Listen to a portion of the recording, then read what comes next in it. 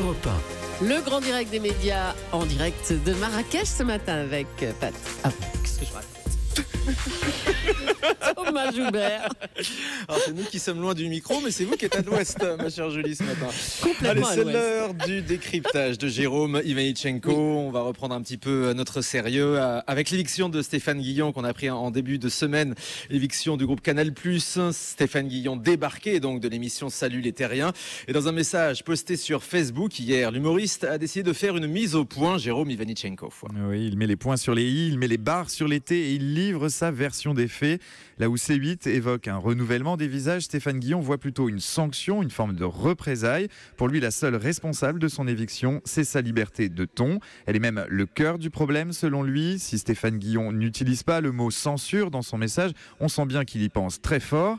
Cette liberté de ton que lui a toujours accordée Thierry Ardisson, c'est elle qui l'a fragilisé au point d'en faire aujourd'hui la cible de son employeur, Vincent Bolloré.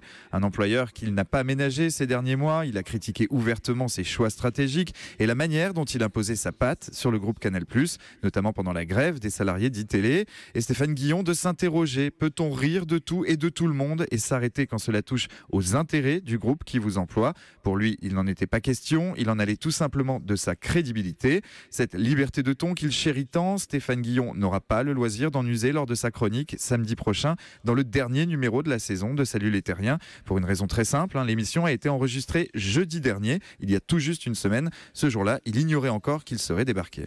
Et dans son message, Stéphane Guillon critique aussi la méthode employée. Oui, il raconte la manière dont il a été prévenu de ce départ forcé. C'est un journaliste qui l'a appelé lundi matin pour lui demander une réaction à son licenciement. Évidemment, il n'était pas au courant. Stéphane Guillon le regrette amèrement. Il rappelle qu'il collabore avec le groupe Canal depuis 2003. S'il n'attendait pas un pot de départ, ce sont ses mots, il aurait tout de même apprécié un coup de fil ou même un texto. Il n'a reçu ni l'un ni l'autre.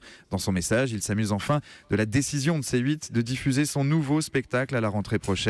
Non sans ironie, il explique qu'il est prêt à racheter les droits de la chaîne pour qu'elle ne se sente pas obligée de lui témoigner une quelconque marque d'amour.